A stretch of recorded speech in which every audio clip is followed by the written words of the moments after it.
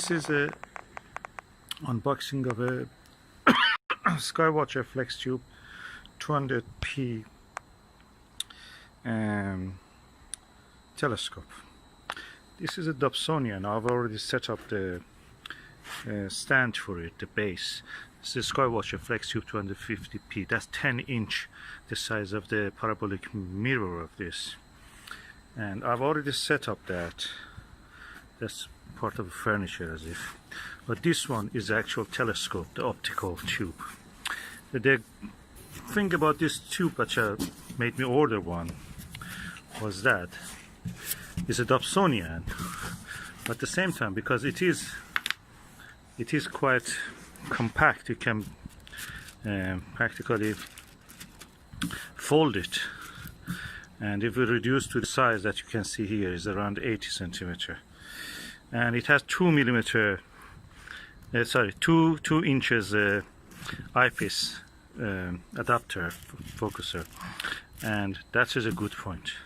So let me just take out the individual items and let's see what is inside. Okay, I can see a quite chunky piece.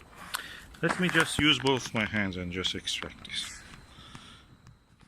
Okay, now I have now set up the tube upright, and I'm going to remove the plastic from the top.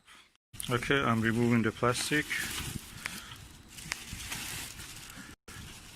It's quite delicate optical instrument, very precise.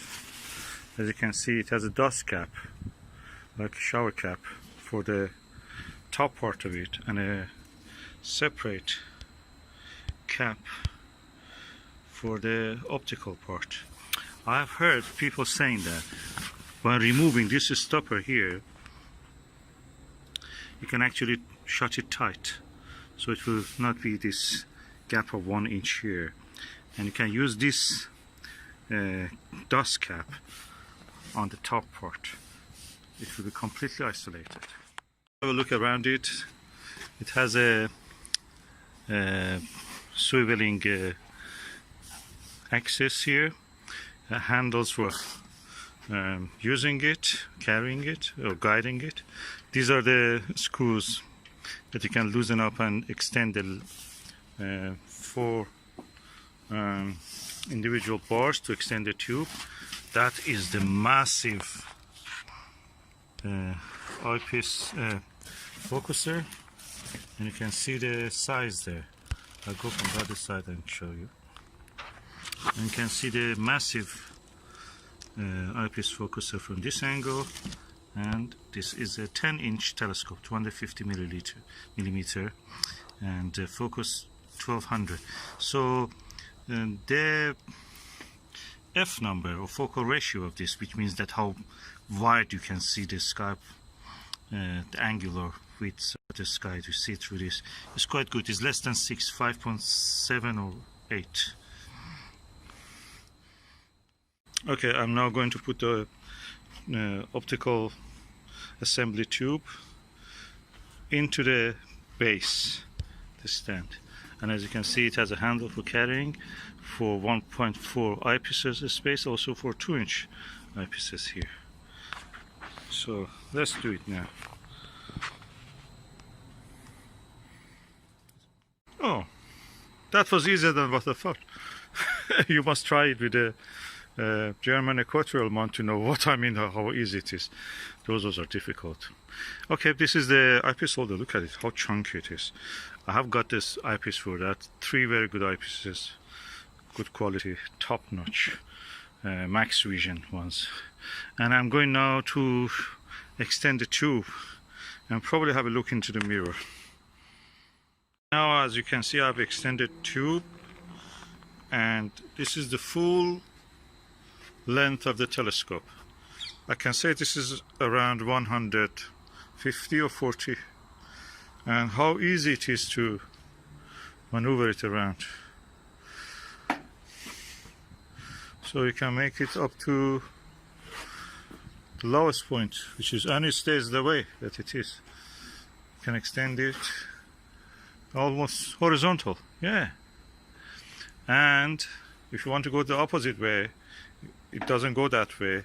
What you will do, you turn the base, and again there is a handle here.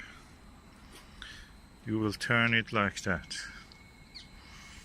And now let us see the actual optical assembly tube. That's the cap, dust cap. This is the beautiful mirror of this lovely telescope.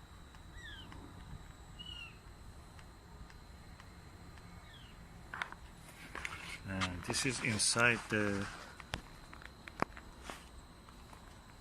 diagonal mirror, and that's the cap you can see. Now let me remove the cap. That's the first light. Hallelujah.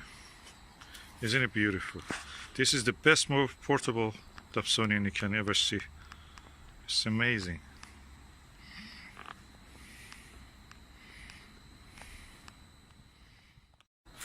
Of course, this is the telescope itself. Looks like a Keck telescope or like a Mount Palomar.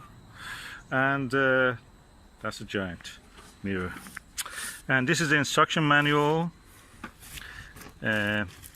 astronomical telescope user guide, brochure introducing the different products from the manufacturer, 10mm eyepiece, 25mm eyepiece, which is a wide angle, so I'm going to use that. And this is what we were looking for. That's the eyepiece holder. What before that we can do, look at the viewfinder.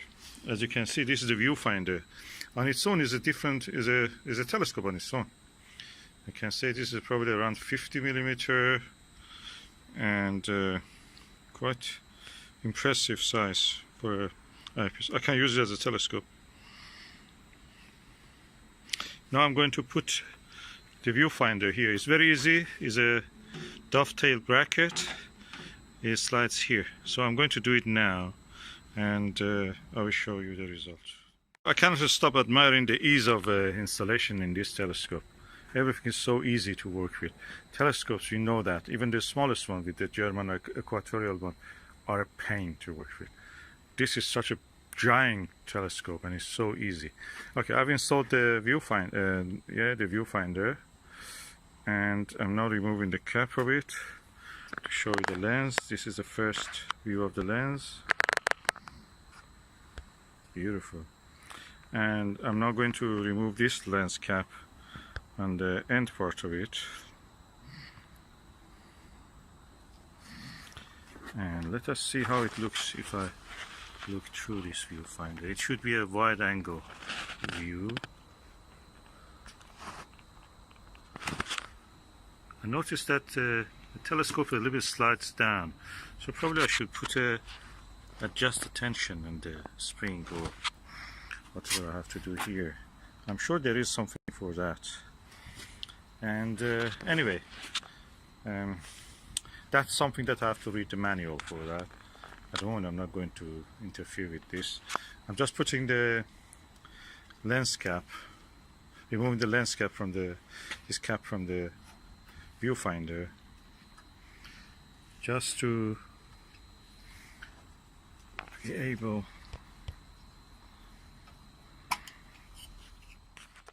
Okay, I've now removed the main focus eyepiece holder focuser cap. I will put a adapter for that. I think this is adapter for 2" to 1.14" because the eyepiece that I've given is 1.14". I have the 2" ones on the post, so they will be coming hopefully either today or tomorrow. This is the eyepiece holder, and this is the adapter for 2 to 1.1". And I will just loosen up the screws and let it fit into that place. Delighted to tell you that this is a super plus 25mm multi-coated 52 degrees true field of view. And when you buy a telescope from Skywatcher, they give you good eyepieces, but this one is super good because this is a super plus cell eyepiece with a very wide angle view. Yeah, I've now installed the eyepiece, quite impressive size. Probably I have to remove this connection because that looks a little bit too high, and I'm sure that I can because there is a T adapter here which can go into this place. I will do it and I will make it shorter. As I mentioned, I have now removed that length of the adapter. That increases the focal point, which can be good, but at the moment I don't want that, and I can put this with a shorter focal length here. You can see I've now done it, and I'm going to focus on some distant object. By the way, this is a focuser knob. On its own is very good. I've seen that they have on the higher model of this, they have a fine focuser, fine travel focuser there that actually you can adjust it for very refined focusing. We will see, probably just a change of the wheel or something I can do with that. I have to see it, maybe it's interchangeable, you don't need the whole thing. If they can have such a thing, I may go for that option also later. Before using this telescope, I use another Skywatcher refractor, that means with a lens, the long one, the traditional way of imagining a telescope. And I can say the image you see with this is superior, clear, crystal clear. You can see individual rocks in the far distant buildings, individual grains, specks of the dust, and over in the shape of a lichen on a tree, far away trees. That's amazing quality. I'm really happy I got this.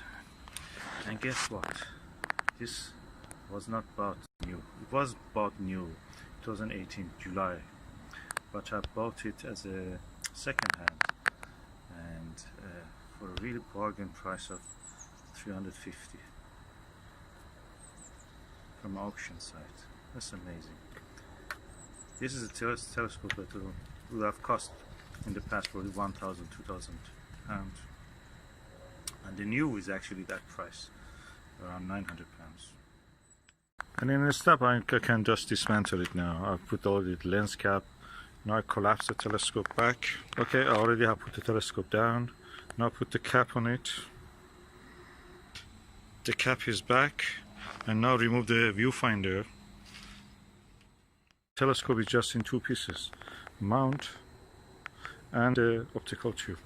And the optical tube now goes to the box. That is the Max Vision professional eyepiece. As you can see, it's quite chunky.